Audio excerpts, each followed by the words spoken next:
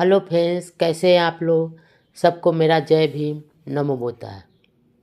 बुद्ध और उनका धर्म में शांति का समाचार।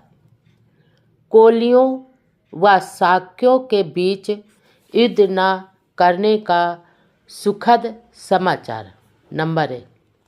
जब सिद्धार्थ गौतम राजगृह में ठहरे हुए थे, तब वहाँ दूसरे 5 परिव्राजक भी आए और उन्होंने भी गौतम द्वारा अपने ठहरने के लिए बनाई गई कुटी के पास ही एक कुटी बना ली। नंबर 2। उन 5 परिव्राजकों के नाम थे कोनडैन, असजीत,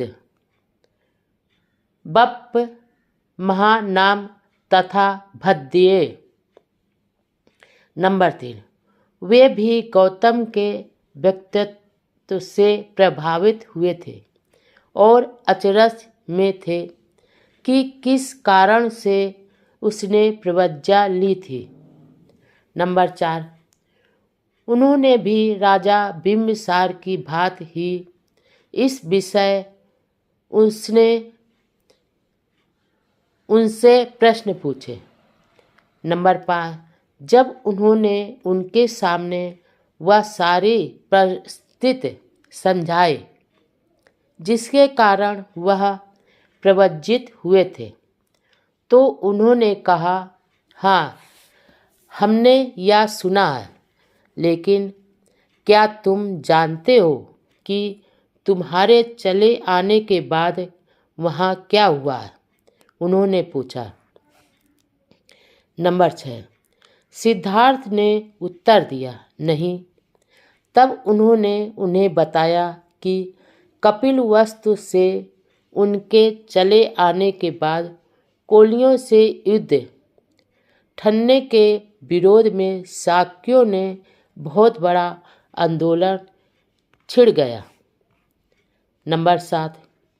आदमी, औरतें, लड़के लड़कियों ने प्रदर्शन किए और जुलूस निकाले। उनके हाथ में झंडे थे जिन पर लिखा था, कोलिए हमारे भाई हैं। एक भाई का दूसरे भाई के विरुद्ध युद्ध करना अनुचित है। सिद्धार्थ गौतम के देश निकाले आदि पर विचार करो। नंबर 8। आंदोलन का यह परिणाम हुआ कि शाक संघ को एक सभा बुलाकर पुनः अपने निर्णय पर विचार करना पड़ा। उस समय बहुमत कोलियों से समझौता कर लेने के पक्ष में हो गया। नंबर 9। शाक संघ ने 5 शाक्यों को अपना दूत चुनने का निर्णय लिया और उन्हें यह काम सौंपा गया कि वे कोलियों के साथ संधि वार्ता करें। नंबर 10।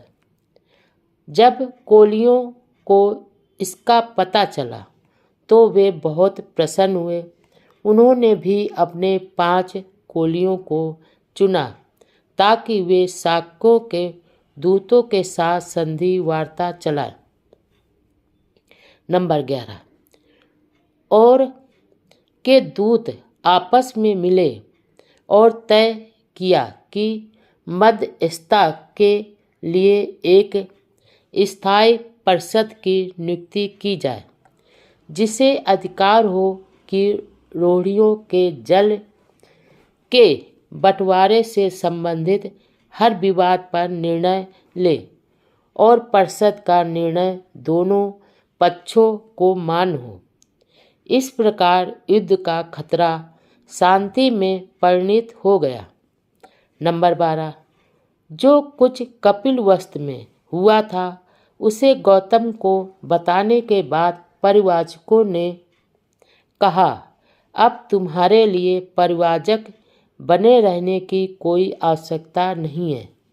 अब तुम क्यों नहीं लौटकर अपने परिवार में चले जाते।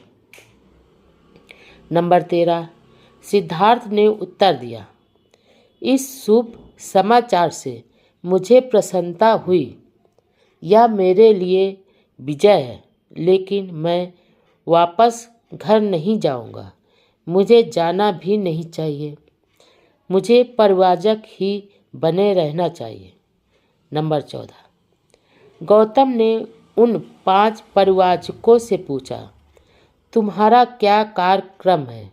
उन्होंने उत्तर दिया, हमने तपस्या करने का निश्चय किया है।